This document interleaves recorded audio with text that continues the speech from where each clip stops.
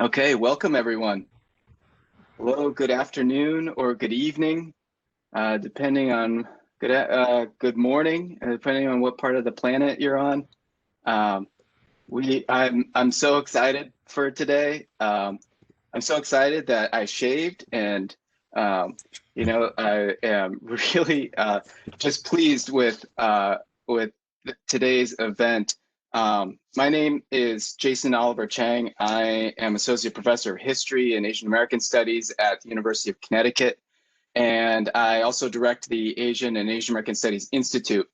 And I'm so proud of this program today, and not because of anything that I've done, but because of all the people involved in making this program possible. And so first, the involvement and vision of the Nazrul Fund for Decolonial Art fund, founders and the other AAASI core faculty at UConn and our invited guests all had a role in shaping what we're going to do today. So what follows is the result of months of collaboration and coordination. My plan here is to introduce the Institute and the fund a little bit, talk about our main kind of aims for the event, introduce our speakers, and then we'll have a couple words from our colleagues from India. And so the Nazrul Fund for Decolonial Art is housed in the Institute at UConn. With renewed attention and grant funding, the Institute has embarked on a multi-year initiative to support faculty arts projects, host artists in residence, and bring arts pedagogy into the classroom. So the focus on decolonial art contributes to critical conversations at UConn and outside the university about the vital role of critically engaged creative thinking and artistic expression in the realization of wider political change. So we join an international network of scholars and politically engaged creatives to honor the legacy of Qazi Nazrul Islam. During the British colonial rule of India, 1747 to 1947, he was a political activist and a political prisoner. Qazi Nazrul Islam stood out to be a true revolutionary artist and became a natural voice for the oppressed. During the colonial rule of the then East Pakistan by the Pakistani government, Nazrul's legacy continued to inspire the Bengalis, and his voice became a prescient cry for anti-colonial politics. Nazrul's work continues to inspire generations of philosophers and literary scholars and artists today who value his contributions to social justice, democracy, and education. The significance of the Nazrul Fund for Decolonial Art rests on his conviction that art in its many expressions is a necessary component to political change because it speaks to the collective desire for something that has not yet come into being. But using Nazrul's example, this fund will support lectures, workshops, residencies, and reports on the artistic expressions of political prisoners, decolonial movements, and human rights activists. These activities will broadcast the legacy of Nazrul's work, as well as to highlight solidarity and other shared struggles.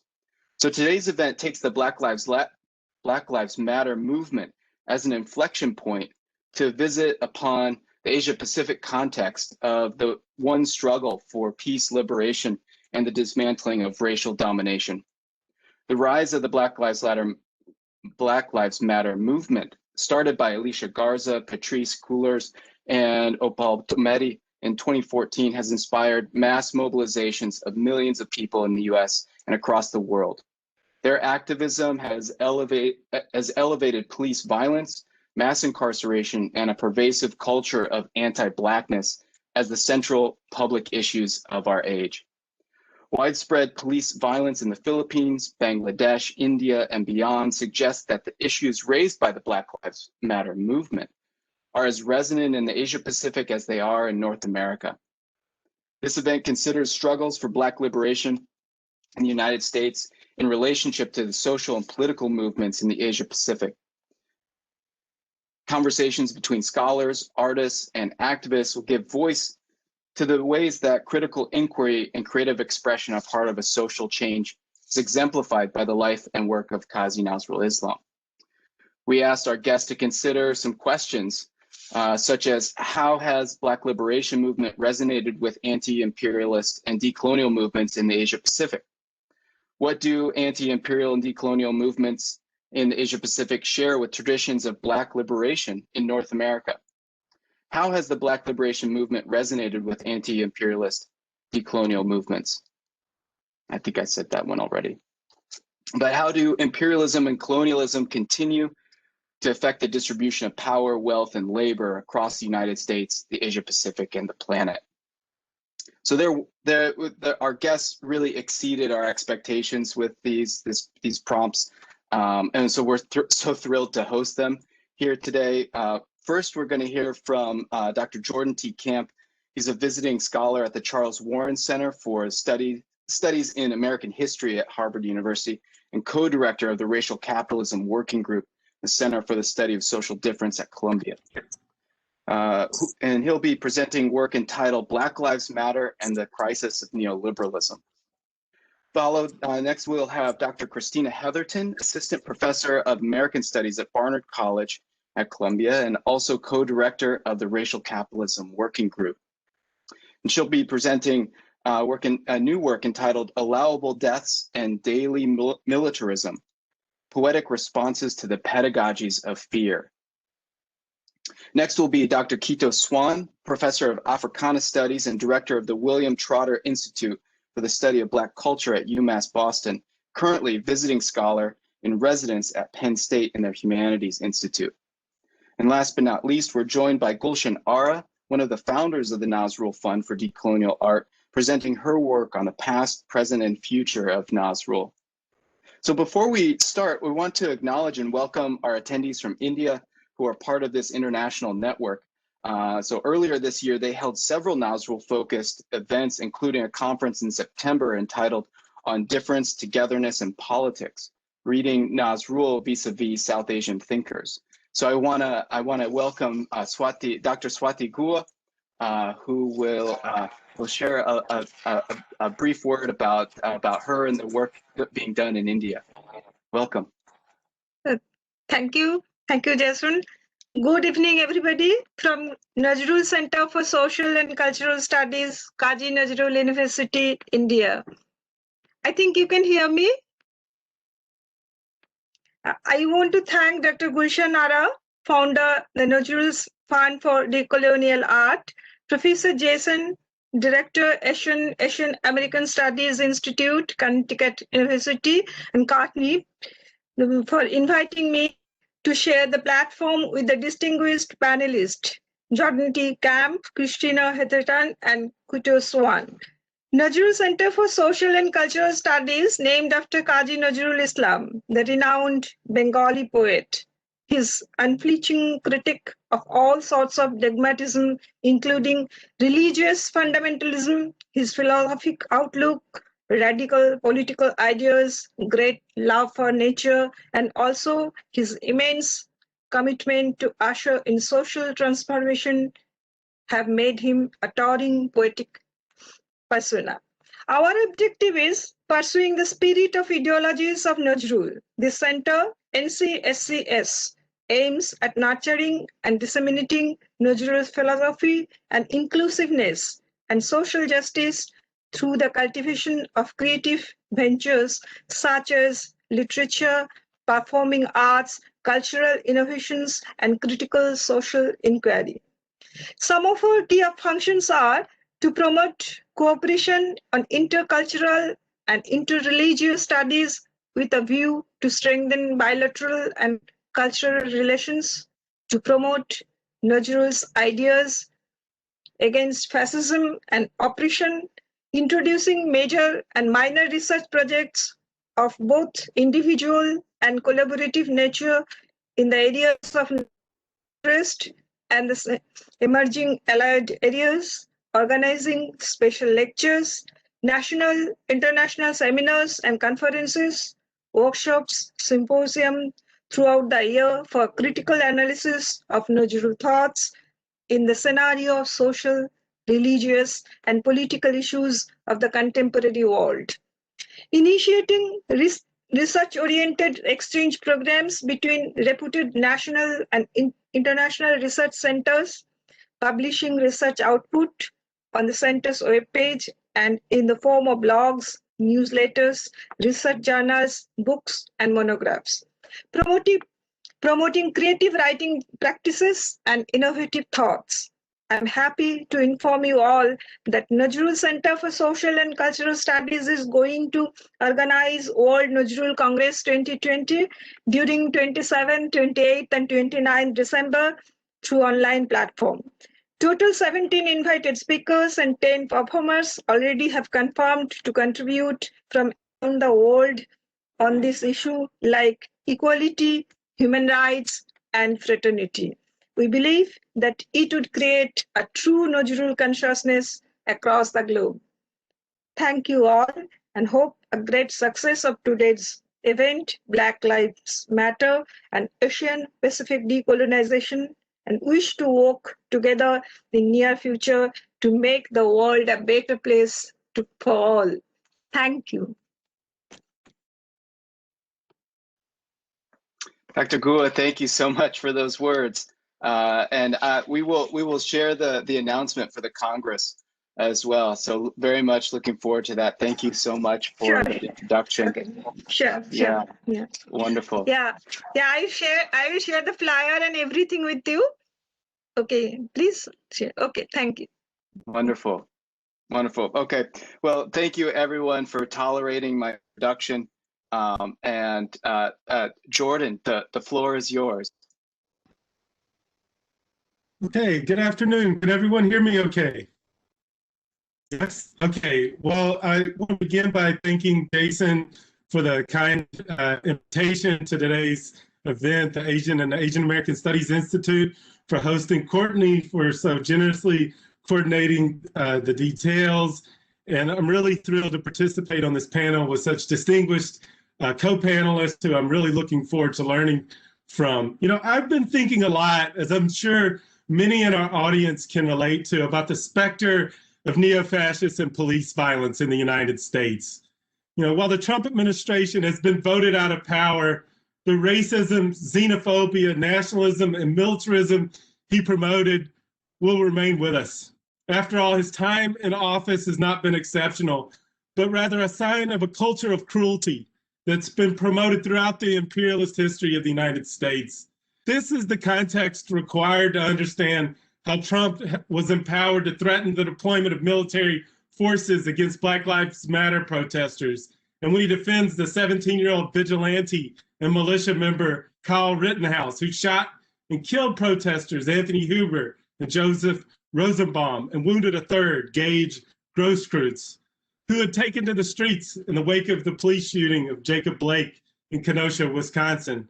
Like everyone else, I've been watching the ways that Trump and Fox News broadcasters like Tucker Carlson have defended and emboldened this vigilante violence and extremism. I've been able to breathe a little deeper, as I'm sure many of you have after the elections, but also want to highlight that the Trump administration's refusal to concede the election represents a problem with deep roots in imperial history. He is simply a Trojan horse for the extreme policies of the far right in power, who oversee the most powerful imperialist state with the largest carceral regime and the most extensive surveillance apparatus in world history. And so while the legitimacy for this state is in crisis, a similar dynamic, I'm afraid, will remain with us for the foreseeable future. So today I want to talk, as Jason said, about Black Lives Matter and the crisis of neoliberalism. Let's begin. The defiant political mobilizations and social movements following the police killings of George Floyd and Breonna Taylor and the vigilante murder of Ahmaud Arbery by a former officer and his son evidence a systemic crisis in the United States. Protesters have demonstrated against the killing themselves and also against broader regimes of racist state and vigilante violence.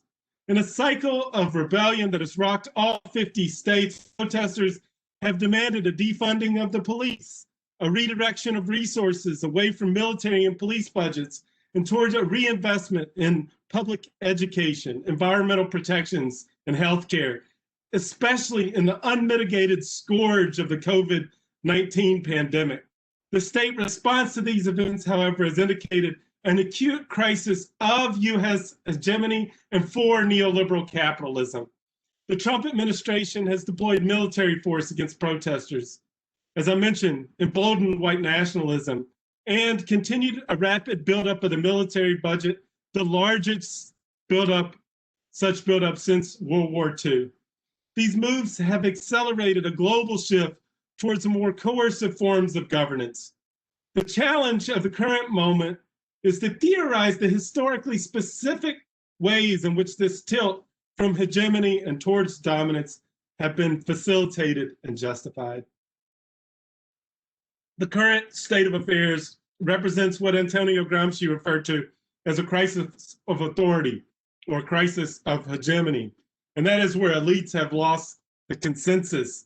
They're no longer leading, but simply dominant, exercising coercive force alone. As he put it, after he was arrested by Mussolini's fascist police forces in November of 1926.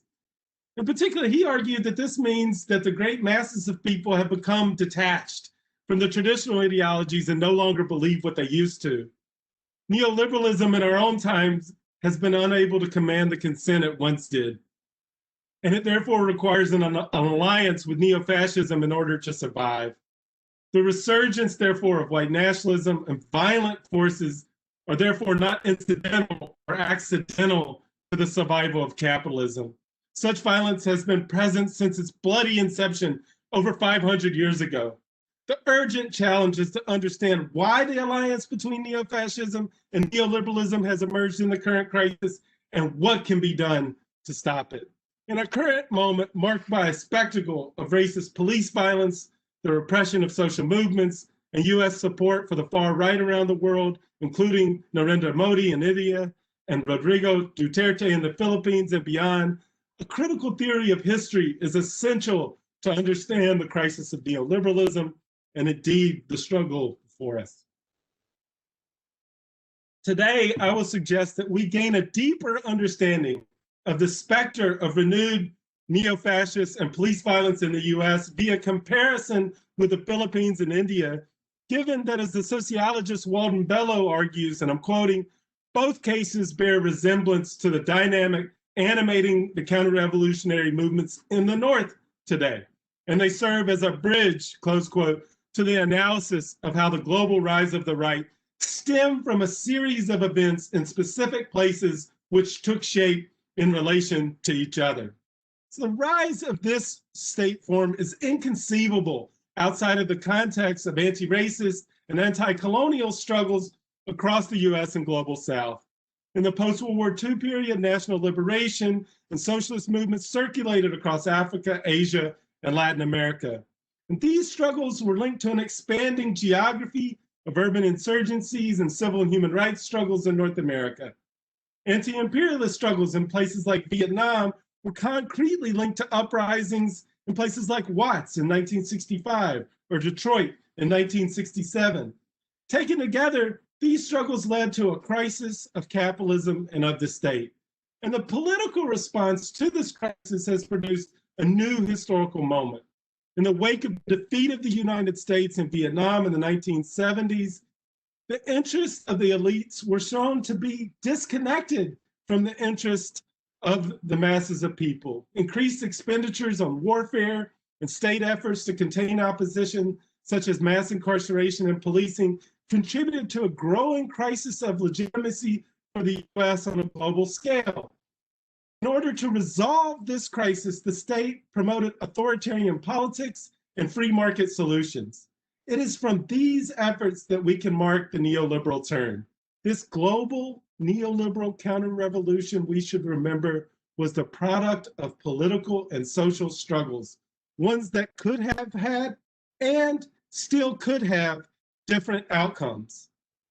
The buildup of the neoliberal carceral warfare state with the largest military, most extensive policing and surveillance apparatus on the planet is an outcome of what I term a long vendetta against Black freedom and anti-colonial traditions in the 20th century. The racist construction of enemies has been central to this project. As a result, there's been a proliferation of low-intensity wars all around the world, which has led to the largest refugee crisis since World War II. These permanent low-intensity wars have been accompanied by the production of a neo-fascist common sense. Now, I'm using this concept of common sense in the way that Gramsci did to describe an incoherent set of generally held assumptions and beliefs common to any given society. And he insisted that attention must be paid to the role of this common sense and the rise of fascism as an exceptional state form. Taking up this insight, I want to suggest that neo-fascism is a form of reactionary, or what Stuart Hall called authoritarian populism. It combines antipathy to political and economic elites with dedication to nationalism, enthusiasm for law and order, and the demonization of immigrants, refugees, liberals, and the left. As historian Nancy MacLean has shown, this common sense shares common ground with the Klan in the United States, Mussolini's black shirts in Italy, and Hitler's brown shirts in Germany during the 1920s and 1930s. These three movements, after all, emerged in the context of economic crisis, deepening social polarization, and a crisis for the state. Fascism particularly appeals to the lower middle class, the lower middle strata, and draws its ranks from police and military forces, who in turn provide legitimation for state-sanctioned and vigilante violence. Neo-fascist common sense defines a national community against an imagined shared enemy. As Trump's seemingly endless tweets demonstrate, the racist construction of enemies range from Black Lives Matter protesters to foreigners, to migrants, and to refugees. This neo-fascist common sense obscures the source of political and economic problems through culturalist and nationalist narratives about race, gender, sexuality, religion, the family, freedom, corruption, and law and order. And these narratives have been mobilized to secure consent to coercive resolutions of the crisis through police, military interventions, and guns. While the neo-fascists in the White House has been voted out of power, neo-fascists around the world have been emboldened by a growing demand for order amidst global systemic chaos. Consider, for example, President Rodrigo Duterte in the Philippines. He rose to power by exploiting anxieties about drug dealing and promising to restore law and order. His presidential campaign featured a rhetorical vengeance that appealed to a more punitive political culture in the Philippines, which, as Walden Bellow shows in his important new book, Counter-Revolution, The Global Rise of the Far Right.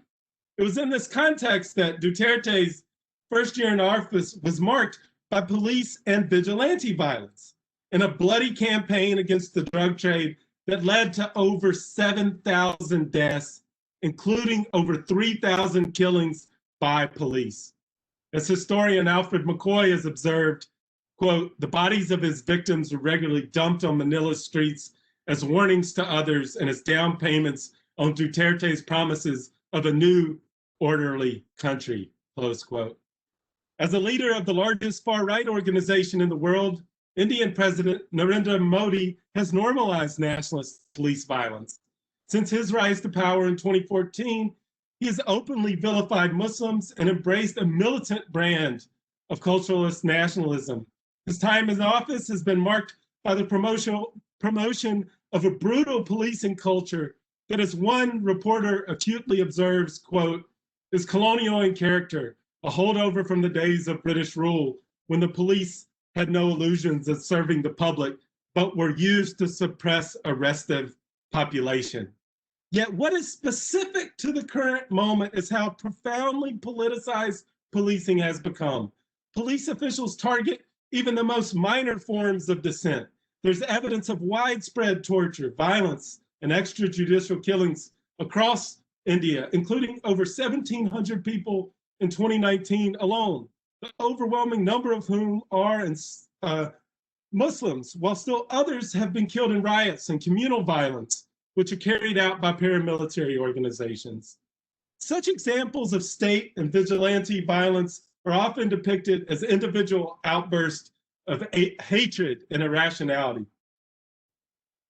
But they are actually an expression of a hegemonic breakdown and the proliferations of permanent low-intensity wars. These expressions of racist state and colonial violence were not spun from whole cloth. As Christina, Heatherton, and I have argued, they fortified already existing forms of paramilitary warfare and legitimated the intensified policing of the planet, the title of the book that we co-edited and published together in 2016.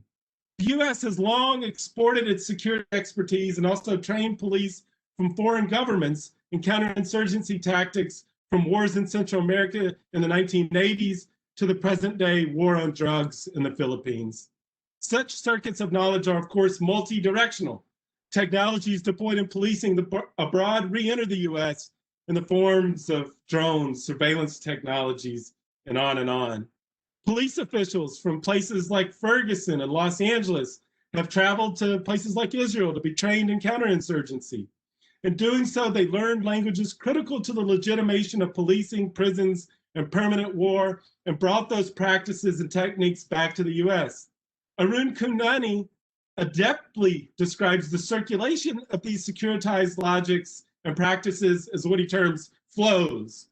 Such information flows between cities and countries, battlefields and cities, as well as across space and time. The proliferation of emergency executive powers, police enforced shelter-in-place orders, and as sociologists Beverly Silver and Corey Payne note, the deployment of military forces to manage the fallout from the COVID-19 pandemic, including the waves of social protest, are a product of such multi-directional flows.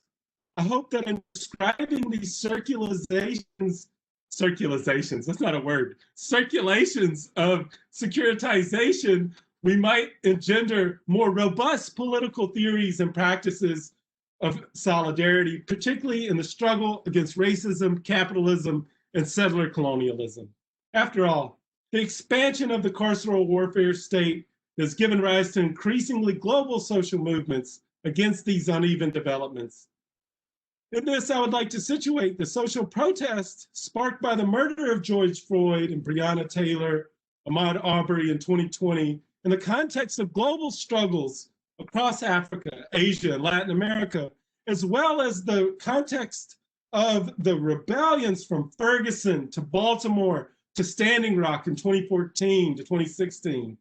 These struggles have challenged the neo-fascist common sense underpinning state and vigilante violence around the world and suggested that the buildup of the largest carceral warfare state on the planet was the product of political struggles that could have gone in different directions. So let me conclude in this way. Martina Spada's reflections on the poetry of the political imagination is instructive.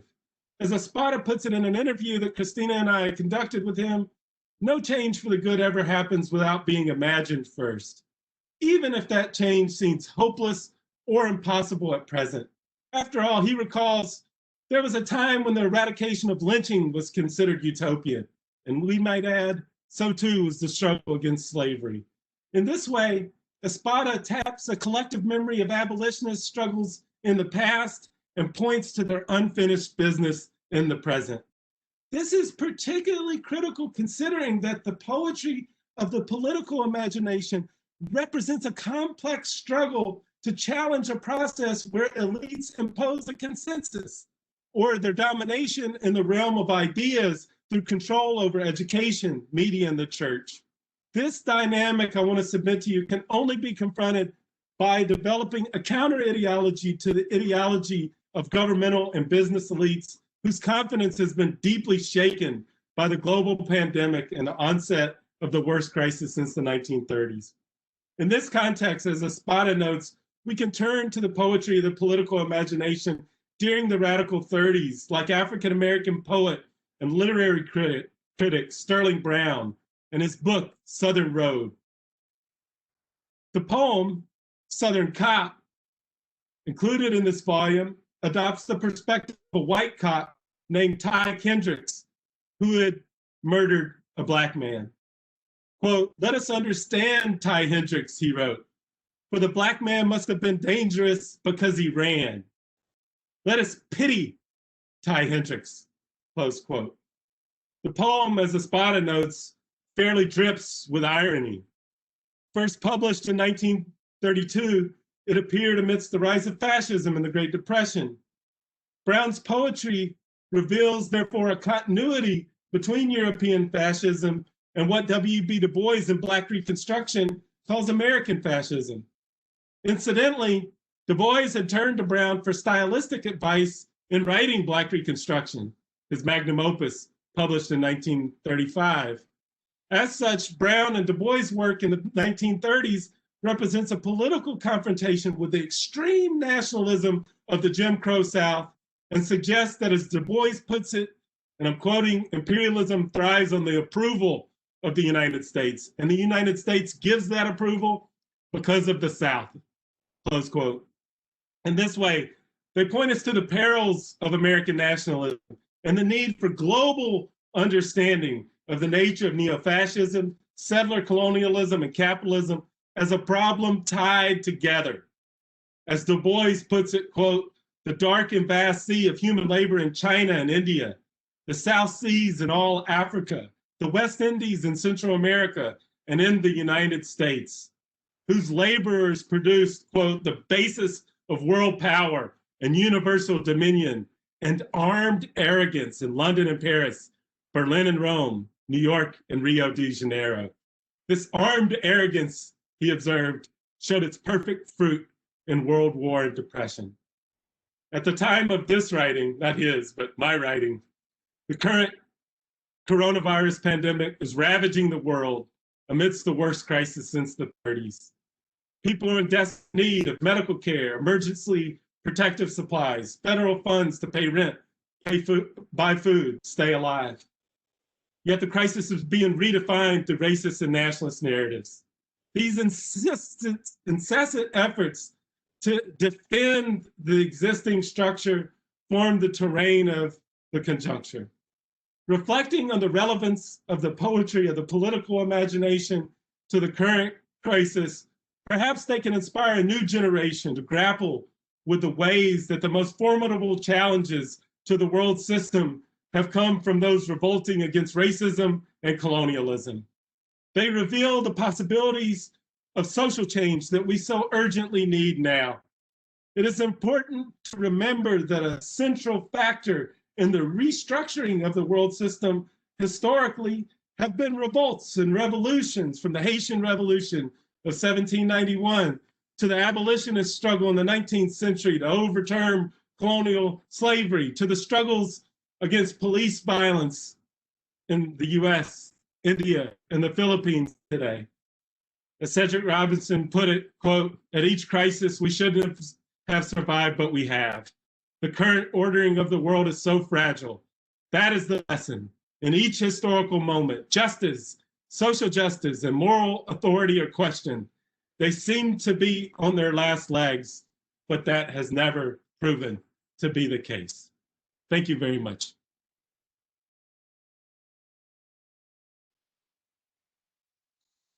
Thank you, Jordan. That's a powerful summation of so many dimensions that we seek to unpack today, and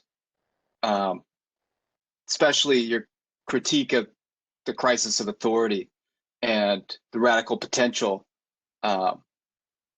therein. I'm going to turn now to Christina and add to the conversation. Thank you, Jordan. Christina, please go ahead. Great. Well, I want to echo Jordan and thank you, Jason, for this really generous invitation. Thank you, Courtney, for your tech wizardry, and thanks also to the Nazrul Fund for their sponsorship, as well as UConn's Asian and Asian American Studies Institute, and also to the Africana Institute at UConn for their support. So as Jason outlined, we've been asked to address a number of topics today: Black Lives Matter, decolonization in the Asia Pacific, the role of arts and culture, and also poetry, which is a tall order I found a little intimidating, to tell you the truth. So forgive me for starting as I do when I tend to be intimidated with a joke, a very corny joke. Here's my corny joke. Okay. A drunk man leaves a bar and accidentally drops his keys by the entrance. Realizing that he's lost them, he walks over to a streetlight in the distance. "But what are you doing over there?" asks his friend. "You dropped your keys by the bar." "I know," says the man, "but the light is better over here." Uncle Dusty Yamashiro told me this joke a long time ago, and right afterwards he told me this incredible story about his father, who was an Okinawan farmer who had fought with Pancho Villa in the Mexican Revolution. This story that he told casually over his kitchen table inspired the book that I'm currently writing called Making Internationalism. My Uncle Dusty wasn't trying to give me a research topic. He was just sharing a very cool story about his father's life. He also wasn't trying to give me research advice with this corny joke about the drunk man, but he inadvertently did. And I take both as lessons in both research and politics. The first lesson is that there's great value in stumbling upon things that you're not looking for. And the second lesson is that there is great danger in only looking where you are currently able to see. Let me underscore this point. There's an infamous story about anthropologists working in Peru's southern Andean highlands in the 1970s. While the researchers were deeply embedded in the region and considered experts of daily Andean life, in the words of Oren Starn, none of these anthropologists, quote, realized that a major insurgency was about to detonate. A revolt that would soon engulf the country and claim over 15,000 mostly indigenous lives was centered right in the heart of their fieldwork. The researchers missed the revolt because, in Starn's words, they were, quote, remarkably unattuned to the conditions which made the shining path possible. Like the drunk man in the story, they were looking where it was easiest to see. In other words, they could not observe what they were not equipped to understand.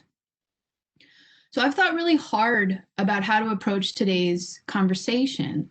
I've written and collaborated with organizers for decades on issues of racism, policing, housing, and militarism. And I've got a lot to say about all of these topics, but I'm also a little wary of the Zoom fatigue that I think a lot of us are feeling. And also of the ways that these events can sometimes stand in for hard conversations we need to have and hard work we need to be doing with each other. So for this talk, I've been moved to come back to basics and to really think about what we do as scholars, as students, as popular educators, how we conceive of our language, our pedagogy, the ways that we come to know what we know. In all my work and teaching, I've been really interested in interrogating the relationships between a few things: the histories of the struggles that we inhabit, the spaces upon which we stand, and the knowledge that we produce from those spaces. So whether we're researching societies that are really far removed from our own, like the anthropologists who were working in the Andean highlands, or whether we're researching communities that lie just beyond our institution's gates, the relationship can be the same. We often tend to look for things that we already have frameworks to understand. We tend to look where the light is better. But I want to say today that this is not inevitable. I also want to acknowledge that right now we're speaking under very difficult and very uncertain circumstances. We're obviously communicating distantly over computer screens in the middle of an economic crisis where people are experiencing mass starvation, mass poverty, and mass eviction. As Jordan talked about, we're living amidst a rising tide of authoritarianism and racist state violence during a deepening climate catastrophe, all during a global pandemic that many in this country continue to deny. If you're a student, a teacher, or a researcher, you also know that there are many pressures shaping the nature of higher education right now. The scholars are having to ask ourselves a new set of questions. What is the nature of education right now? For what world are students being prepared? What does our research and expertise mean in an era when, as the current US president insists, truth is subjective? What does academic research mean when conclusions are often foretold or foreclosed by biased funding? What are we even doing here now? Before he passed, geographer and Black Studies scholar Clyde Woods posed his own provocative questions about scholarship. He insisted that there are systems of violence which we are being conditioned to accommodate and therefore ignore. In a piece called Life After Death, he asked the questions. Have we become academic coroners? Have the tools of theory, method, instruction, and social responsibility become so rusted that they can only be used for autopsies? Does our research in any way reflect the experiences, viewpoints, and needs of the residents of these dying communities? On the other hand, is the patient really dead? What role are scholars playing in this social triage? Woods challenged us to think about the worlds that we might be uncritically reproducing. He also asked what new world we might help bring into being. So today, I'd like to think about Woods's challenges as we reflect on the legacies of Asian and Asian American solidarity with Black freedom struggles in this Black Lives Matter moment. And I'd like to do so by exploring pedagogy, spatial politics, and poetry for something that I'm calling grounded ways of knowing. Grounded ways of knowing takes its inspiration from famed popular educator Paulo Freire, who warned of teaching with false impartiality, treating society's understudy as if one was not also a participant in it. And I'm also inspired by my own teaching. In 2015, when I was a professor at Trinity College in Hartford, Connecticut, I saw a student climb up onto a table after another murder of another Black person by police on film. And the student shouted, quote, "How can we continue just going on walking around, sitting in classes as if nothing is happening, as if everything is normal? I feel like I am going crazy." I thought her statement was incredible. It was a provocation that her education should be accountable to the rage of the world. This, I think, is the heart of engaged pedagogy. As Quechua scholar Sandy Grande writes in Red Pedagogy, quote, "It is one of our prime responsibilities as educators to link the lived experiences of theorizing to the process of self-recovery and social transformation." As somebody trained by geographers like Clyde Woods, like Ruth Wilson Gilmore, like Laura Polito, this pedagogical challenge has really profoundly spatial dimensions for me, in understanding that the very structures that we walk through, that we learn in, are formed by the residue of past struggles. Consciously or not, we produce knowledge that reproduces the spaces and structures that we inhabit. Grounded ways of knowing demands that we do so with awareness, intention, and where necessary, resistance. I teach, for example, on Lenape territory on a campus built to educate the plantocracy and reproduce colonial slavery in its science, its math, and in its philosophies of the world. A campus where the atomic bomb, the greatest weapon of mass destruction, was developed.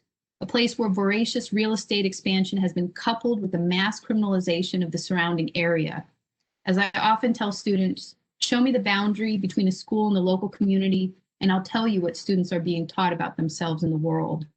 Though there are structural limitations, I think it's important to deeply consider and discuss how we can think, learn, and act in these spaces of learning otherwise. And I just want to say that I think Cedric Robinson offered some really important guidance here. The poet and scholar Jonathan Gomez once recounted when he was a student and he and other students complained to Cedric about how the university failed to be a home to them, how they were angry that their classes were racist, sexist, or exclusionary, when they were mad that the university did not reflect them or the world they wanted to see, when they, came to him with their anger, their hurt, and the betrayal. He would say to them the following: "You're searching for love in a place that doesn't love you. What are you going to do to create spaces that do?" Last year, a Black Columbia undergraduate named Alexander McNabb was pinned down and aggressively assaulted by several security officers on my campus. The officers profiled him, said he did not show an ID, and even when he did, they didn't believe he deserved to be on that campus or that he deserved to be treated with respect. McNabb was not only a student, he was also a dancer, a writer, and a journalist for the campus newspaper, the Columbia Spectator. A few years earlier, in an article entitled "White Columbia, Black Harlem," McNabb described how gentrification made it hard for security officers to, quote, imagine that Black students and certain other students of color belonged on campus. And after his own assault, he reflected in another article, "Many do not have the vocabulary to allow for the possibility that I may be both Black and a Columbia student." Alex asked me to, quote, continue to spread the word about what happened and to make that word translate into tangible, sustainable, and significant structural changes. I continue to reflect on this request.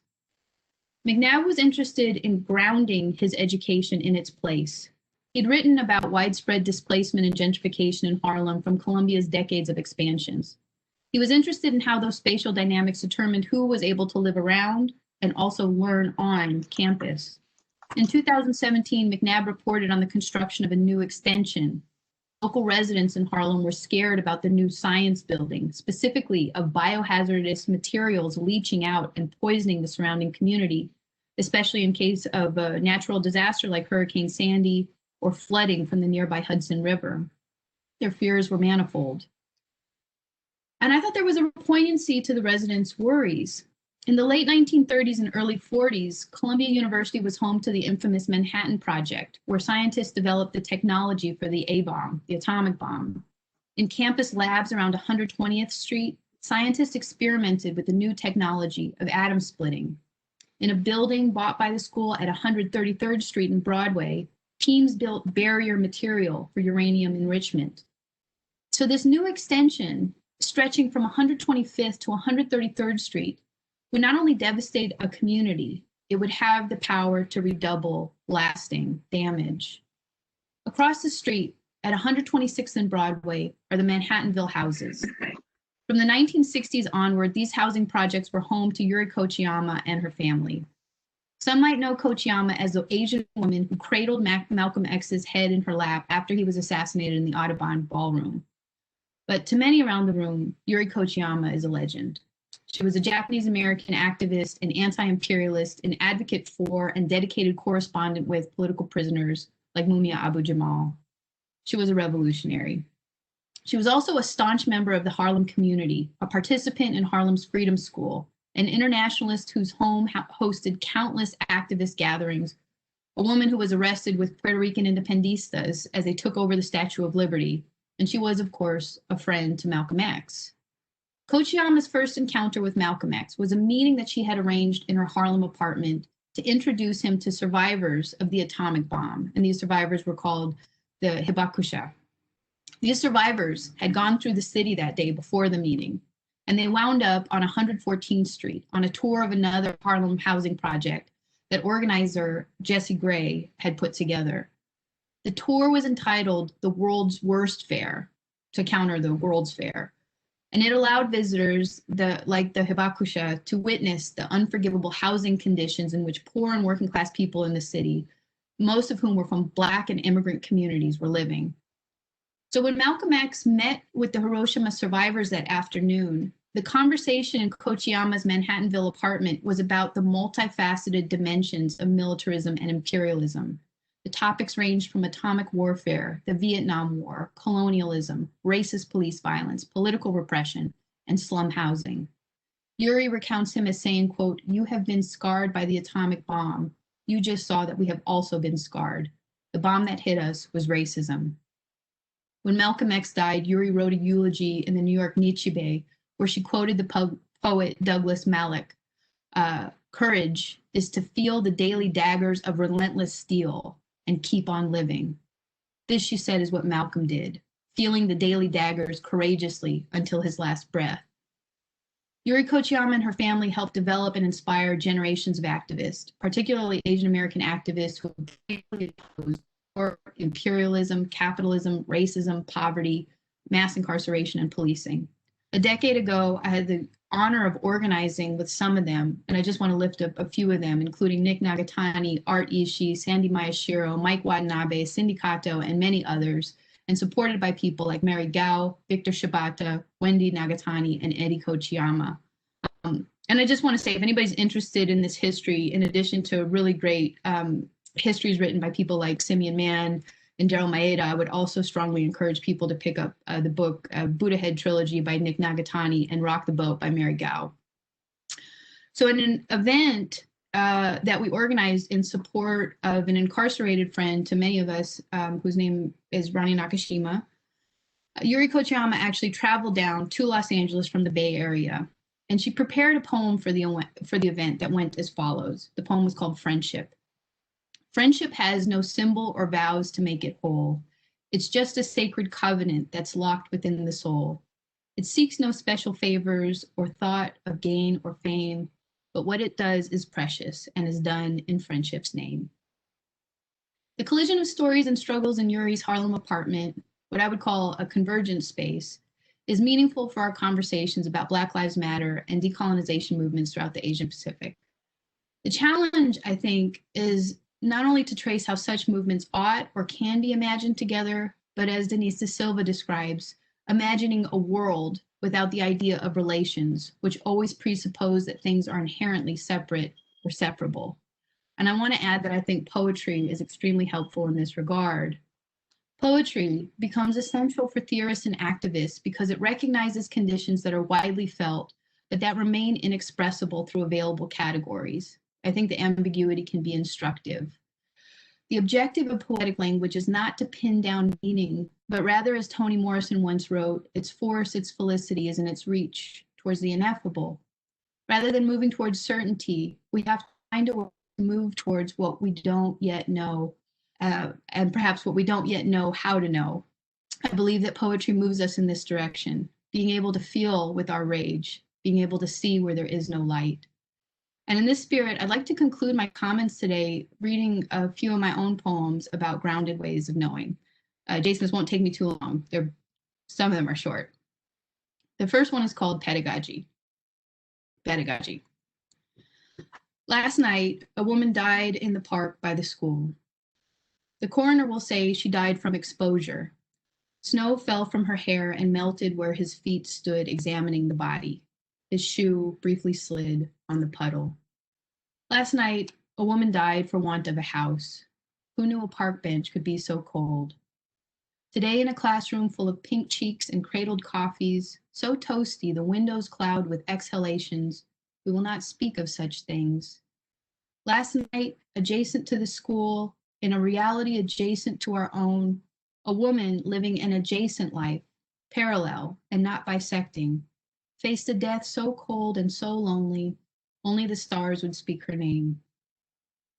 In a city of empty homes, untrod carpets, and untouched walls, where apartment blocks heave with stale air and speculative value, a woman died in the middle of a riddle. But I'm here to teach you analytical skills and not riddles, what will be on the test, and what will count for extra credit.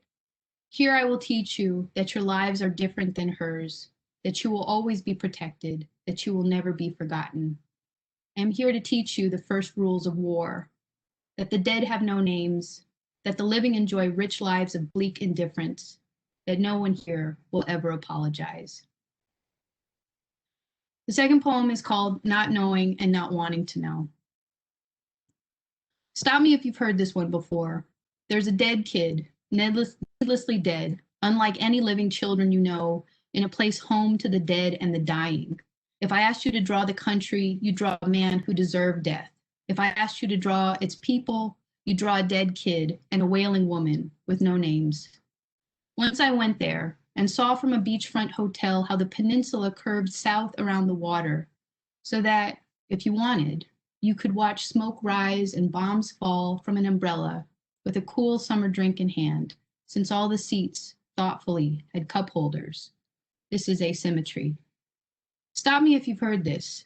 The experts say it's more complicated. The academics solemnly warn against such crude sloganeering.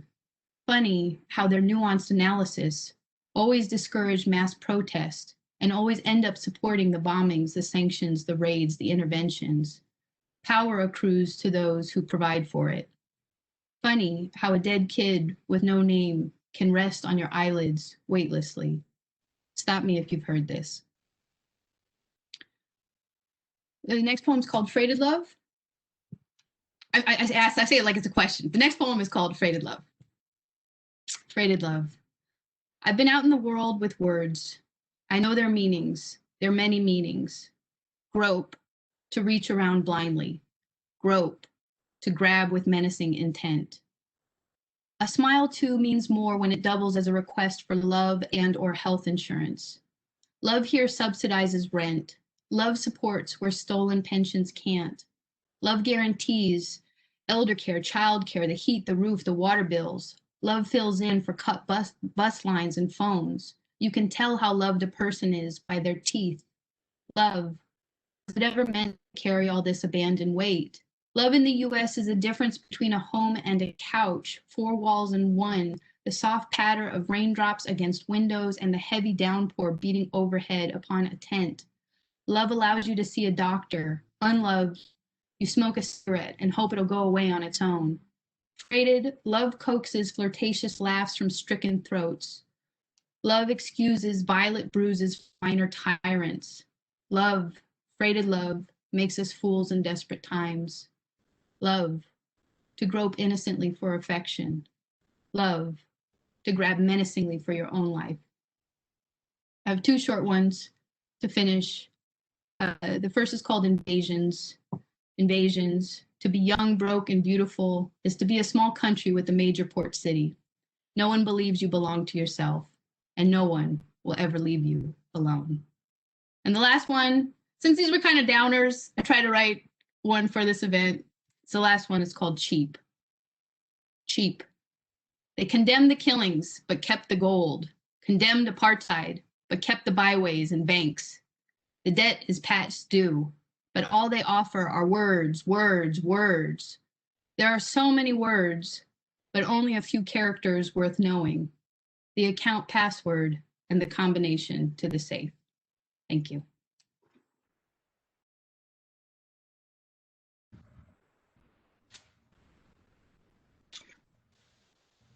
Thank you, Christina.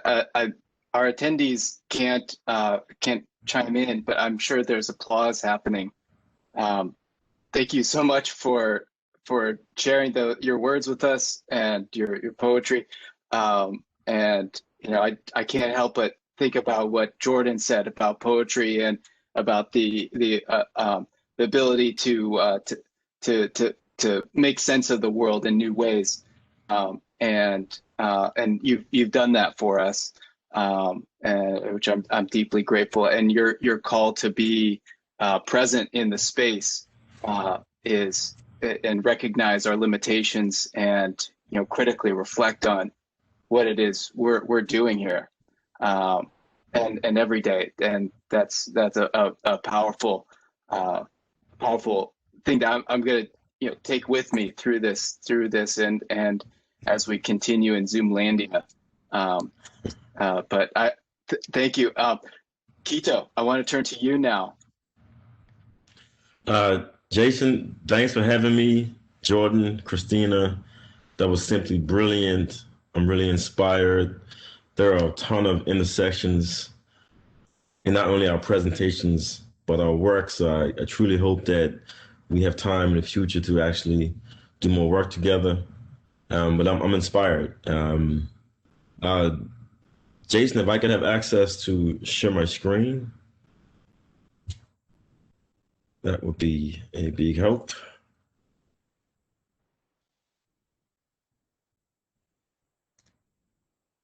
And I'm not going to share any poetry. I will talk a little bit about poets.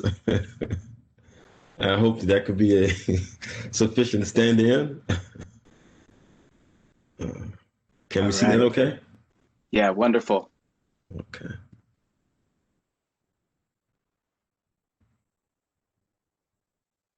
So I'm going to center my discussion for the brief time we have in Melanesia, so-called Melanesia, which is a colonial imposition, just as Polynesia and Micronesia, where I want to talk about Black power in Oceania, which is part of a broader project. A book I just completed, Paulu's Diaspora, around Black internationalism and environmental justice. Paulu was an activist from Bermuda, ecological engineer who traveled the world around Pan-African movements, Black power movements, and spent a lot of time in Oceania working with decolonial struggles across Fiji, Vanuatu, Papua New Guinea, and also Australia.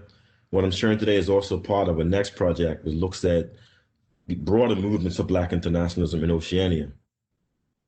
The context in which I end the discussion is this is when I was in Australia in 2014. This is in the aftermath of the Mike Brown killings in Ferguson. And it was really striking as I traveled through places like Redfern and, sites like the Aboriginal Tent Embassy, which this picture is demonstrating, which was a major site of not only historic protests for Aboriginal communities in Sydney, but also a contemporary site for these discourses. The embassy was formed by 4 Aboriginal grandmothers, including Jenny Monroe. It was a hub for all kind of activists from across the Pacific. This activist is from Maori from New Zealand. This is Patricia Corwer. She was a South Sea Islander, the descendant of Melanesian persons blackbirded to Australia from places like Vanuatu and New Caledonia in the 19th century. She was a major Black Power activist, but this space was also just that, a generational hub. You saw younger activists, Aboriginal descent, with older activists talking about some critical issues affecting Aboriginal peoples. And one of the most tense discussions was around Aboriginal deaths in police custody, framed as Black deaths while in police custody. So I was struck that while in Australia, I was, watching protests of, protests against the killing of Mike Brown, aftermath of Ferguson, while Indigenous activists in Australia were having their own protests around police violence, which, while did not get the same visibility, were part of the broader discussion. So when we think about, this collective Black Lives Matter of this moment, and the notion of, now it's a global framework, it was global. It's blamed global. In a contemporary setting, there's probably more visibility. But this is the framework for which what I'm going to show today is based upon. Doing research about decolonial movements in Oceania, but at the same time being face to face with these contemporary issues around Black survival. The title of my talk, The Art of Revolution, stems from a quote by Aboriginal activist Kath Walker, also known as Uguru Nunukau. She was one of the most prolific Aboriginal poets of the 20th century, long-term activist. She was a key organizer in a group called the Federal Council for the Advancement of Aboriginal and Torres Strait Islanders, which was somewhat like a civil rights, protest organization, popular in the 1950s, 1960s. But she also becomes a very global figure who leads her activism through her poetry. But an astute organizer, a name that the world should know when we think about the pantheon of Black women activists and organizers. What's striking, though, is Kath's son, Dennis Walker, is the founder of Australia's Black Panther Party. So Kath Walker's life also bridges this push for civil rights that becomes Black Power in Aboriginal Australia. Next to this is a contemporary scholar of Aboriginal movements, Gary Foley. But I want to follow Kath Walker a bit.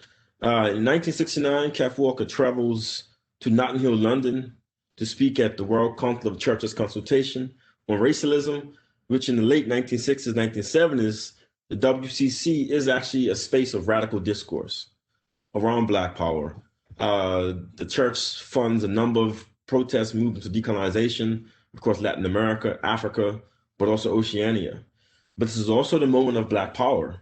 So when Kath Walker is traveling through the streets of Notting Hill, she's in the backyard of Claudia Jones, the Trinidadian communist activist who forms London's first Black newspaper and also forms Notting Hill Caribbean Carnival.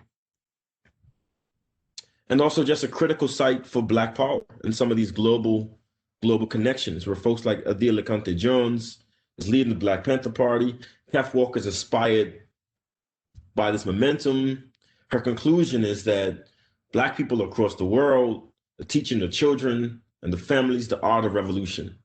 And this is going to be a new moment. And she envisions there's going to be a major struggle of white power trying to dominate the Black world, Europe, America, Australia. We're going to unify to fight against the Black masses. The Black masses will unify with China in this global fight. She returns to Australia with this level of thinking. And she talks about Black revolt being inevitable.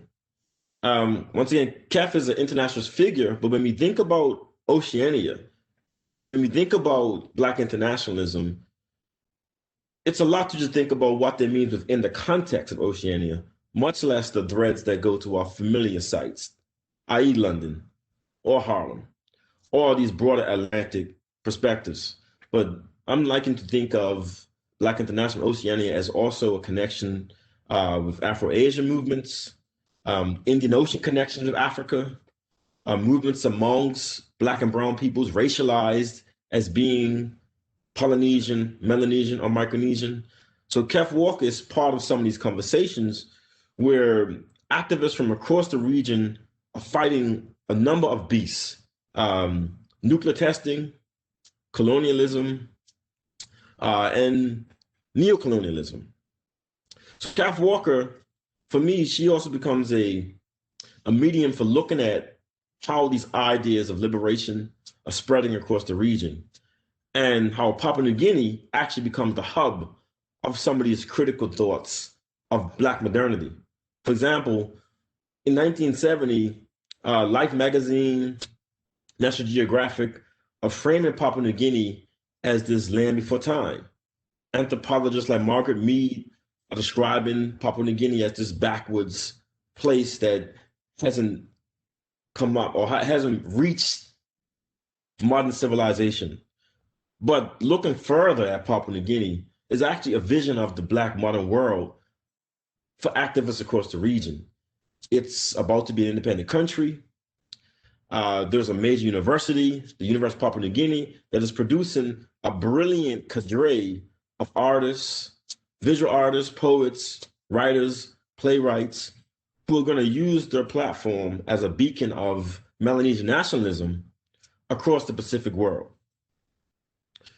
This is a photo of what was known as Bongani's seminars, which were yearly seminars that took place on the campus that brought a diverse group of oceanic and internationalist persons to talk about economics, politics, culture. For example, Paulo Freire is one of these visitors from the broader global South. So it's a really fascinating place of exchange. Students at University of Papua New Guinea are part of these conversations. In 1970, they formed the New Guinea Black Power movement, which was led by an activist, Leo Hannett, who, when interviewed about how did this organization form, he said it was created in the wee morning hours of many late night anti-colonialist hate sessions. We can imagine what that sounded like. When asked further about New Guinea Black Power, he described it as being a movement influenced by US Black Power and African negritude philosophy, but not being enslaved by these ideas. And this is critical because these activists, they're reading the works of Frantz Fanon, they're reading literature from across the Black world, and the key agendas are decolonization from Australia, which is a sore point, police brutality, environmental liberation, for example, in a space called Bougainville, which was the site of a major international mining corporation where communities were forced off the land. This newspaper article from 1969 documents these clashes that groups of women are having with police officers who have forced them off the land. The New Guinea Black Power Group is engaging these issues as they're also reaching out to the Black world for ideas. They're also very much concerned about Indonesia's imperialism in West Papua, which bordered Papua New Guinea, which is another interesting moment or space to think about when we think of Afro-Asian solidarity around the Bangdong Conference. We should also think through the tensions that emerge when we look at the Black world through a Black Pacific. In other words, what will West Papua have to say about this dynamic? They still remain a colony of Indonesia. For the New Guinea Black Power Group, Black Power was not a foreign idea. They argued it was as relevant to New Guinea as a betel nut, which was a carcinogenic nut that was chewed for generations. They intentionally used the word Black Power because they felt it gave the philosophy of self-determination. Ginger, limestone, these are all ingredients that the betel nut is consumed with. It's similar to Colonat of that we know of the Africa. But in terms of the ideas of Africana liberation struggles, this really fascinated me. They're clearly reading books like Black Power by Kwame Ture and Charles Hamilton. You could find this book in student bookstores. They're reading James Baldwin, Nkrumah, Negritude's President African, Soyinka, Achebe, Senghor. They engage in Malcolm X, Martin Luther King's work. And it's really, and I want the key word for me is engaging. They're not simply, accepting these ideas. They're really asking what ideas are relative to Papua New Guinea and what are not, and what can be used. Right? For me, that's really, really important.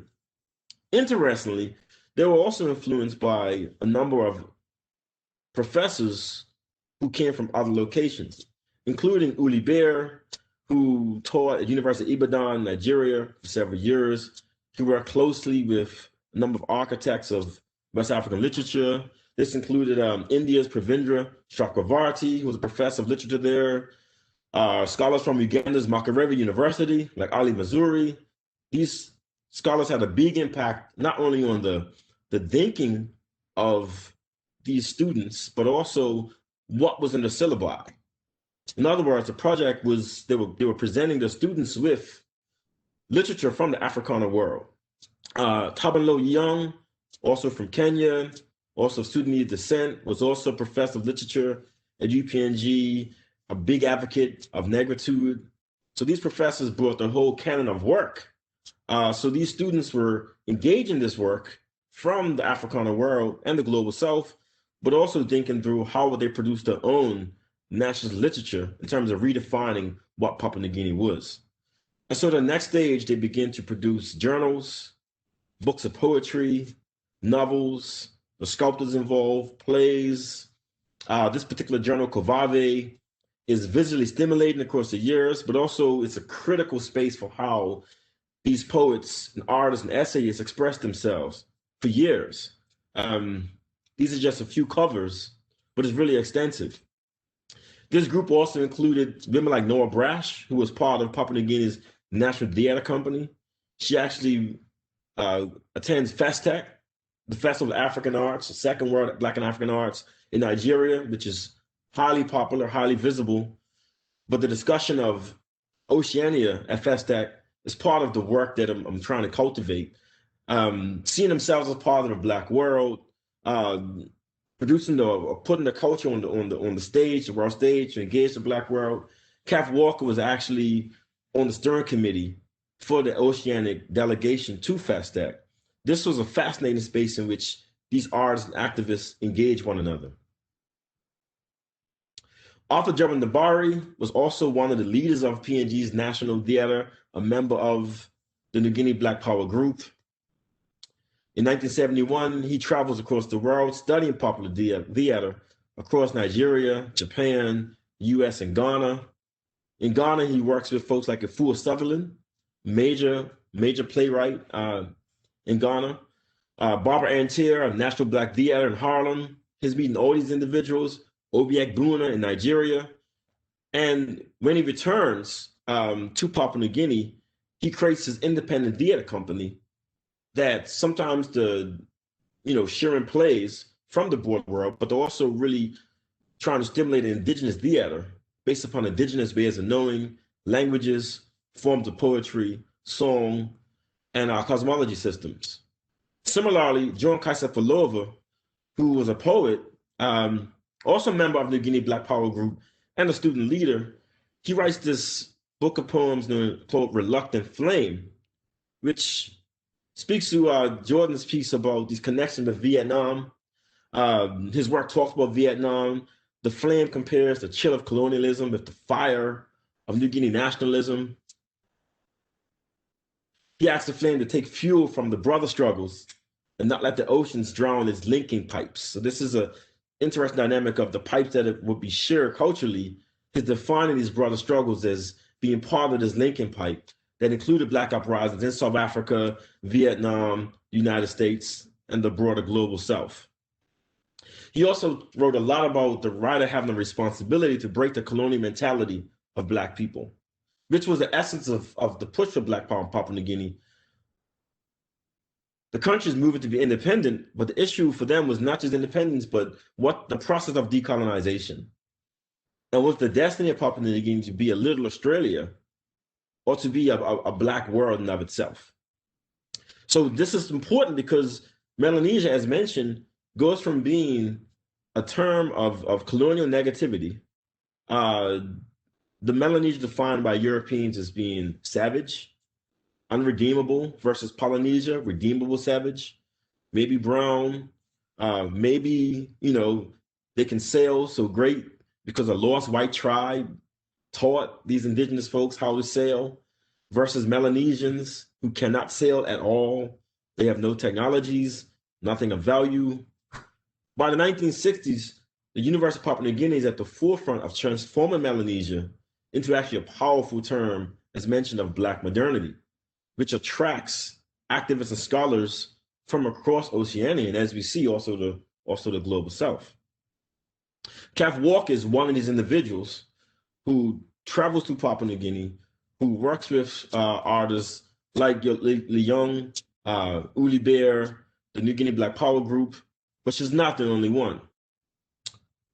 For example, a contingent or a cadre of activists from Fiji, including Amelia Rokotuvuna, who was the director of the YWCA, the Young Women's Christian Association, but she actually transformed the association to a really radical space in the 1960s, 1970s that becomes a major hub for the Pacific Women's Movement, the Nuclear Free Independent Pacific Movement, the People's Pacific Action Front, which is being led by a young Vanessa Griffin and Claire Slater, who both actually go to study in Papua New Guinea because they're drawn to the creative work that's being produced. And the students at the University of the South Pacific, and in the early 1970s, the consumer and the literature being produced by these scholars in Papua New Guinea, because of the absence, the colonialism's work in denigrating the written traditions of the region, Papua New Guinea is filling this gap in the 1970s. Fiji would do the same as well. Claire and Vanessa also organized the Pacific Women's Conference in 1975. At the same year, they also ran, as mentioned, the Nuclear Free Independent Pacific Conference, and they released a newsletter called Provide, which is an amazing newsletter about Pacific liberation struggles. Just, you can see in this one issue, they saw reports from liberation movements from across West Papua, Australia, New Zealand, East Timor, New Caledonia, New Hebrides, which is now Vanuatu, Hawaii, Micronesia. And so this is a really critical hub of art, of poetry, and also describing and discussing key issues, for example, New Caledonia, the killing of a young Kanak by the French police. And so this issue of police brutality is something that's also cutting across the region, and it's critically being discussed in Provide. This is March 1976. Papua New Guinea is attracting activists from the Polynesia Panther Party, which is mergers in New Zealand. Activists like Bobby Sykes, Roberta Sykes, who was a key Black Power activist in Australia. They were traveling to Papua New Guinea to get support for their own movements back home. Now, once again, this is critical because Papua New Guinea is being defined as the backwoods colony, the backwoods place. But and Australia is being defined as, it's the model of white supremacy and civilization. So why then are Black people in Australia going to Papua New Guinea for support when they feel like Papua New Guinea is ahead of Black in terms of creating a broader Black liberation than their own spaces? So part of the project is engaging some of those dynamics. And this is an image of Hilda Linney. Hilda Linney was an activist from Vanuatu, which was fighting a double battle against British and French colonialism. Vanuatu was defined as a condominium, but they used places like Papua New Guinea. They went to study at the university there as an organizing hub away from the watchful eyes of the French and British surveillors, and also actually take the country into independence in 1980. but it's through transnational spaces like Papua New Guinea, or more specifically university, and Fiji's University of South Pacific, that they're able to do so. Thank you for your time.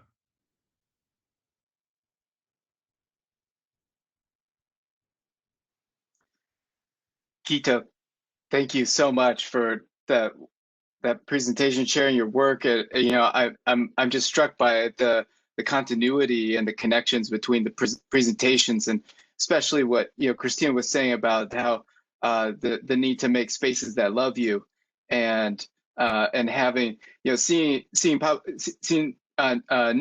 New Guinea as that backward space that is the space that loves them.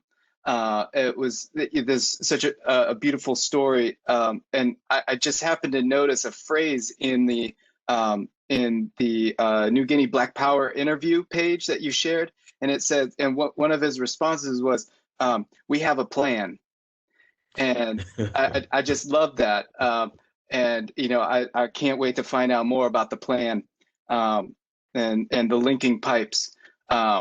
So that is incredible, beautiful. Thank you so much. And I want to turn now to Gulshan. Gulshan, are you with us?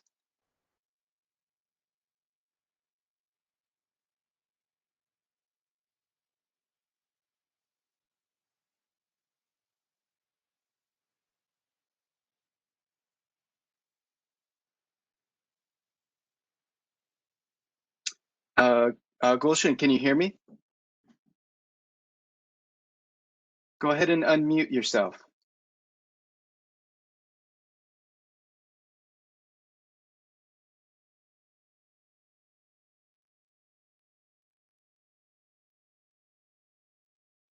I'm sorry, I'm not hearing from her.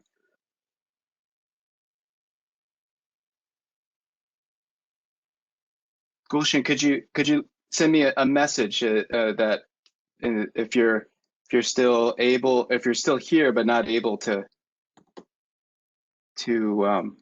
share.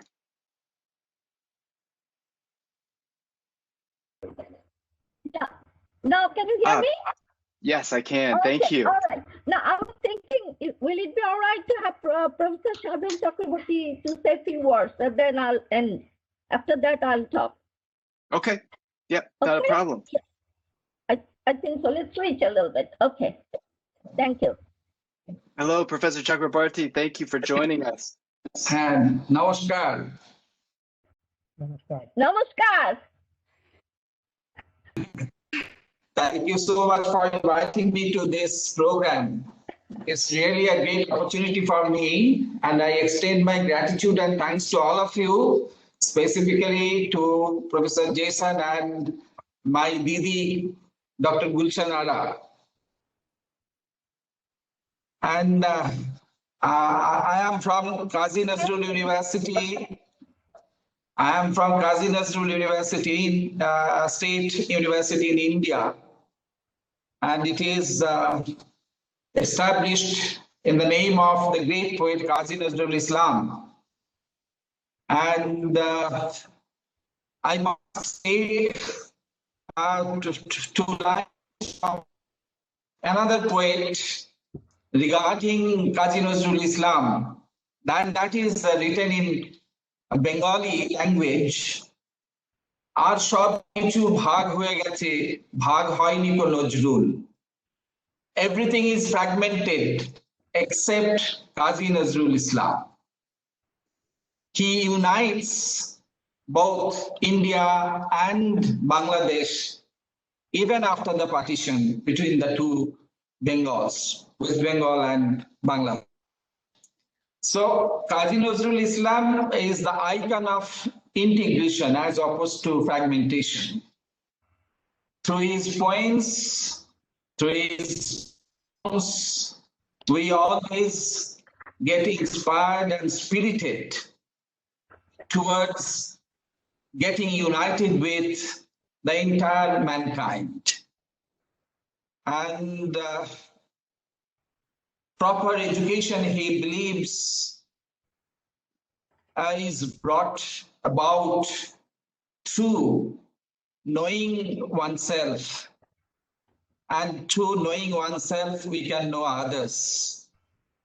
So critical thinking has a great value, but empathizing with quote unquote the other is believed by him to have greater value.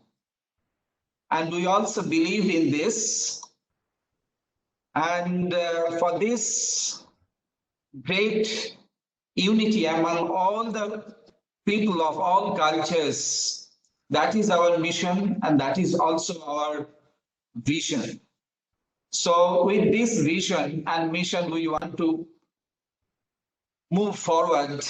And if you allow us to get us associated with you through different collaborative works, then we will be really, really happy, and our relationship will be strengthened, and through it, we can make others also stronger.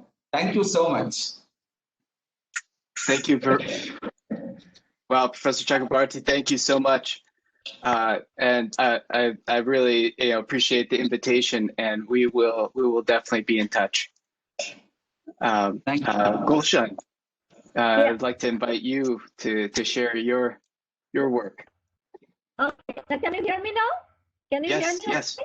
All right. Yeah, loud and clear. Yeah. First, I'd like to congratulate Professor Jason Chang, Professor Kim Na-rae, and Ms. Courtney Sachs for organizing this conference. Also, on behalf of Nazrul Endowment Program of University of Connecticut, I do express my heartfelt gratitude to the speakers, discussants, patrons, students, and audience, and particularly to Professor Shabnam Chakraborty, Vice Chancellor of Kazi Nazrul University, India, and Dr. Shafi Guho, Director of Research of Kazi Nazrul University of India. Without all of your presence, this conference would have remained totally incomplete. The conference title is Black Lives Matter and Asian Pacific Traditions of Decolonization, which in my mind, I think is a historic endeavor, because through this conference, we will attempt to find similarities between the Black Lives Matter movement and the decolonization movement of Asian Pacific subcontinent, particularly India. At the same time, we are honoring Kazi Nazrul Islam, one of the most courageous freedom fighters of India during the decolonization movement. In the backdrop of the Black Lives Matter movement, I will refer to the decolonization movement in India and the anti-racist movement in USA during the early 20th century. In 1921, Nazrul, a young man being shackled, enslaved, and tormented, stood up valiantly against the then British colonial ruler and made the most gallant declaration of his power through his earth-shaking poem, Bidrohi, the Rebel, and emerged as the rebel poet of Bengal. Through his thunderous voice, he declared, excerpt, very small excerpt, "Proclaim, hero, proclaim! I raise my head high, before me bows down the Himalayan peak. Staring to the sky, the sun, the moon, the stars, the cosmos, I rise. I am the eternal wonder of the creator of the universe. I am the tempest. I am the cyclone. I destroy everything in my path. I am the delight of a life of freedom." Then he said, "I, the great rebel, will not rest until the heart-rending cry of the oppressed shall no longer reverberate in the sky and air, and the tyrant's bloody sword shall no longer rattle in the battlefield."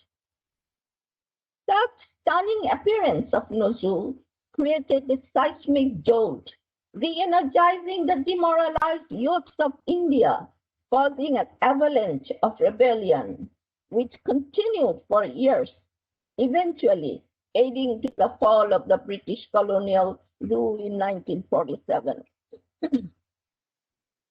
Born in British-occupied India, Nazrul entered the literary world at a time when the tapestry of India was tainted with sectarian hatred, religious divisiveness, and violence under ruthless colonial oppression. Armed with an extraordinary vocabulary and unparalleled writing skills, Nazrul said,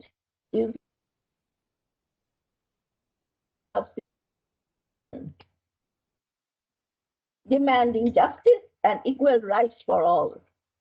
Through his editorials in few of his newspapers, particularly Dhumketu, The Comet, he repeatedly demanded total independence of India. As a result, many of his books were proscribed, and he was arrested in 1923, convicted, and imprisoned for carrying out the so-called treasonous activities. During his sentencing, he delivered the most powerful hour-long testimony, famously known as the deposition of a political prisoner, where he said, very small excerpt, "I am a poet sent by God to reveal his untold truth and revitalize his creation. My message is the truth by God. I am the sword which struck hard against any type of injustice and any violation of human rights. Whereas the king may find me guilty, in God's judgment, I am innocent, and my message would be saluted as ever-shining, everlasting, unblemished, eternal truth." Then he said, "I know that the thunderous uproar in my voice echoed with the agonizing howling of the souls of eternity. This cry cannot be silenced by punishing or threatening me, for my voice is eternal and someday will resonate in someone else's voice." Today, as the wheel of history spins around, we see that the voices once silenced are now becoming audible and reverberating throughout the world. As the whisper of George Floyd, an African American, saying, "I cannot breathe," as he was gasping for the last breath of his life, was brutally silenced by a white police officer, which whisper became thunderous uproar, resounding throughout the world in millions of voices. Created by the famous demanding justice and equality for all.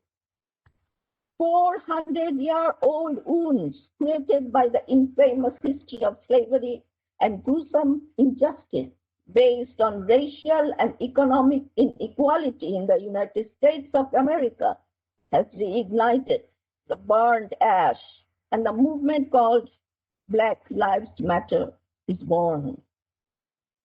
The new history of humanity is being made through millions of voices, resonating with Nazrul's voice, saying, "I know that the thunderous uproar in my voice echoed with the agonizing howling of the souls of eternity. This cry cannot be silenced by punishing or threatening me, for it will resonate in someone else's voice and become the voice of eternity." Going back, as we look at the Oklahoma massacre in USA in 1921 and the Jallianwala Bagh massacre in India in 1919, we see that both were the results of deep-seated hatred and power play. In Tulsa, Oklahoma, a mob of white residents attacked black residents and businesses with artillery on the ground and from private aircraft, destroying more than 35 square blocks of the district of the wealthiest Black community in the United States, known as Black Wall Street. It has been called the single worst incident of racial violence in American history. Now, around the same time, in 1919, in Punjab, India, the Jallianwala Bagh massacre was carried out. 50 troops of the British Indian Army, under the command of Reginald Dyer, opened fires into the crowd of unarmed pilgrims, killing 375 people. Nazrul was stunned by the monstrous atrocity.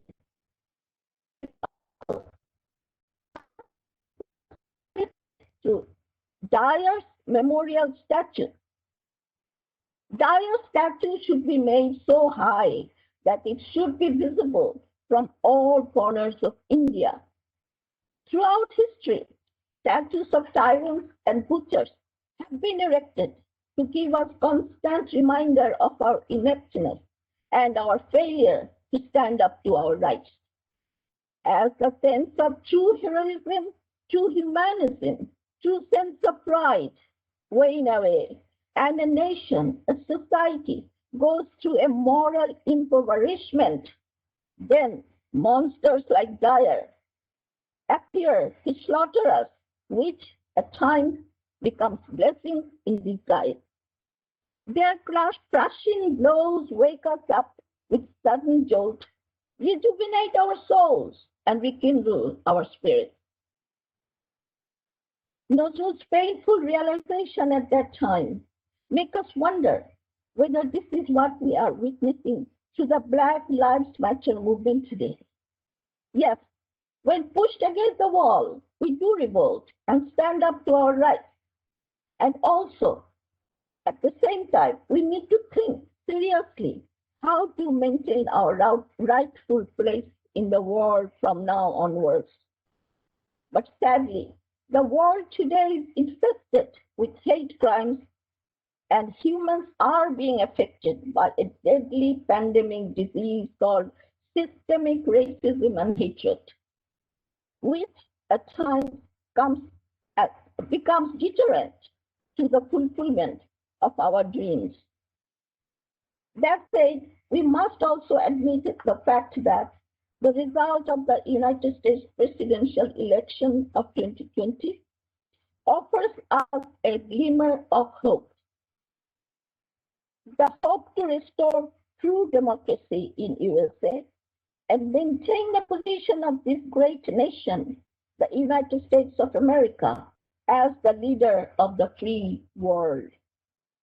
Now, to keep up with the trend, more than ever, Nazrul's eternal voice and the voice of another champion of humanity, Dr. Martin Luther King Jr., should reverberate throughout the world, harmonize with the voices of the heroes of the Black Lives Matter movement. Sing a choir, sing the song of humanity, song of peace, harmony, brotherhood, song of equality and justice, and sing the ode to humanity. I do hope that the effort taken today would quickly gain momentum and create a global awareness towards building a better world for tomorrow. Thank you so much, Jason. Gulshan, thank you. We're so appreciative, so lucky to have you with us and to be able to share your work. We have roughly 15 minutes left in our time together, and I have a question in the Q&A, but I want to invite the other attendees to consider a question for our panelists, and reflections, associations, anything that you would like for us to air or to think on. And in the spirit of the sharing that our panelists have done, if there are other organizations that you you're a part of, or that you see doing the kind of exemplary work represented in here, we'd love to hear about that as well. So, I have a question here from Devarian Baldwin, and it says, I think about everything from redlining and Japanese American internment camps under Roosevelt to the drone strike policy under Obama. And I wonder if Dr. Camp could speak to the differences between neo-fascism and regular old national liberalism.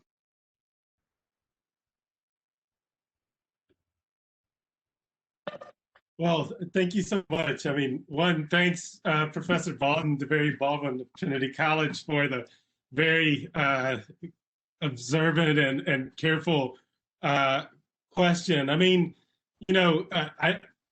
full disclosure, I know DeVary, so maybe address him by his first name. I think your question raises a really, important point, that liberalism has long embraced state violence. And so, you rightly point to the confinement of Japanese Americans, in the 1940s, supported by liberals, but also those on the far right.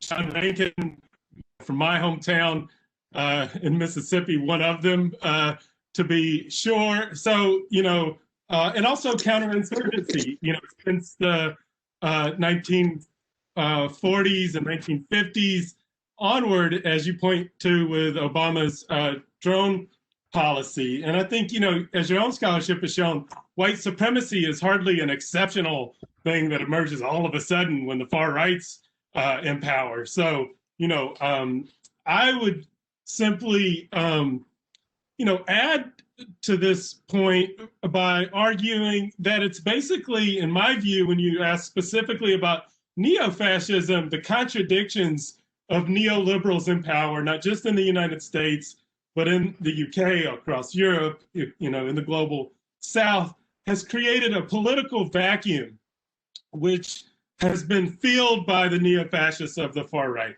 So what do I mean by that? I mean, if you take the case of the United States, under Obama, after 2008, the then worst economic crisis since the 1930s, he oversaw increasing inequality. I mean, and an austerity program. And what this did was kind of, when we think about neo-fascist common sense and ideology, we have to acknowledge that there's a material core of increasing inequality when they point to the hypocrisy of neoliberals in power.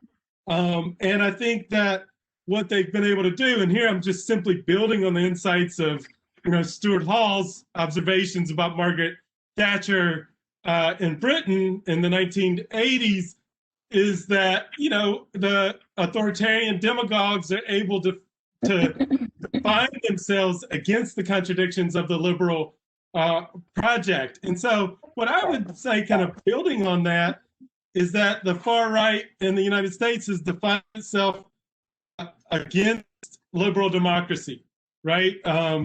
And so this is different than Obama, who sees himself as a defender of it, as a defender of the rule of laws, as a constitutional law being his area of expertise. And I think this is actually really important. I was mentioning Walden Bellow. This is something that unites the case of the far right in the United States with the situation in India and with the situation in the Philippines. And that is that, they're able to come to power not by defeating an insurgent movement from below, but by mobilizing the anxieties against a liberal democratic project. And so basically, to kind of make a long story short here, what I would say is that in moments of crisis, where liberal democracy seen as insufficient to secure the conditions for capitalism to survive, the powers will turn to the far right. And I mean, the cases that I was pointing to, and again, Nancy McLean's work is really important, in Italy or in France, what we see is these militia movements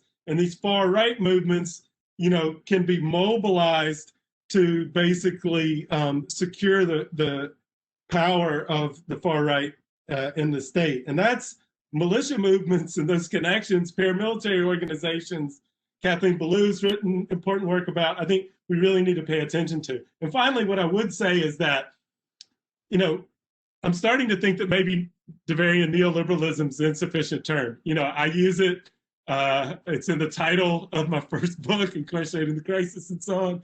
But what it does is it basically can lead people to think that it's the liberals what done it.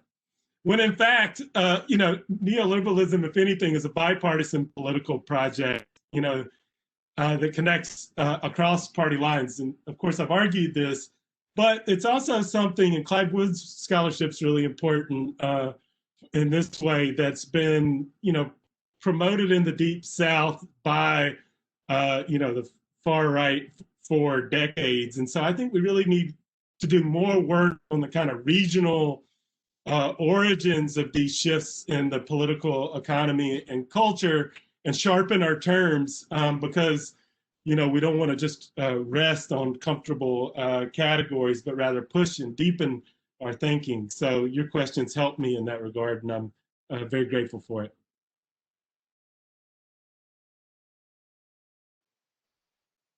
Thank you, Jordan. We don't have any pending questions from the audience, but I wanted to hold space for questions among the panelists. I want to give you guys the chance to ask each other questions, or or raise a provocation for the panel.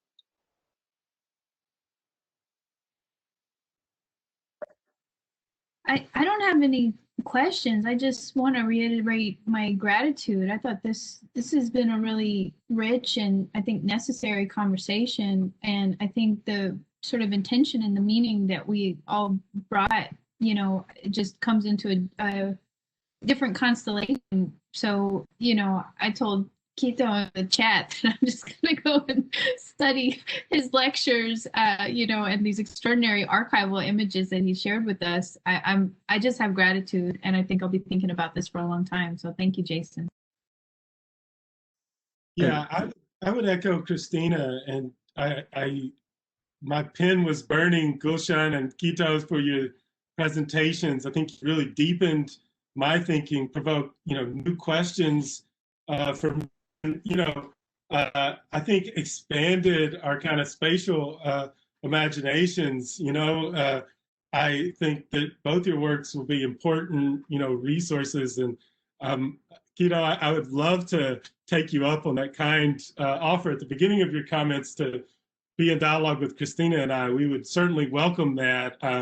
Feel like I can't wait to get my hands on your book, and just want to congratulate you for the tremendous labor of scholarship that your presentation demonstrated. So thank you very much. No, but Jordan, thanks to both of you. Christina, usually the discussion around nuclear testing, Oceania, when I have discussions in US-based audiences, it's this connection, but it's still this notion of it's over there. And I think what you show is that you remind us that it's right here. It's right. It's not just something that's over there. And similarly, Jordan, I really appreciated the notion of surveillance technologies and how they travel. And there's a market and how they're refashioned.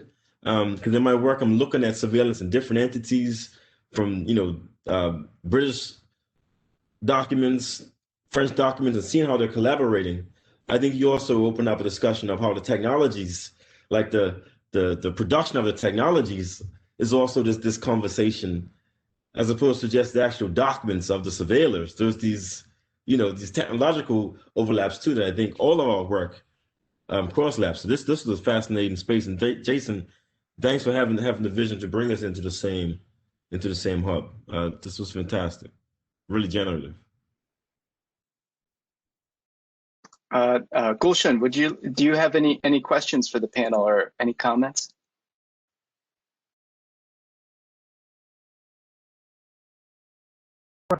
Second, can you hear me, Jason?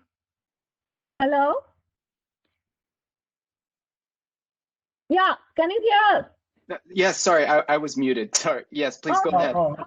Okay. Can you hear me, Jason? This is Kazi.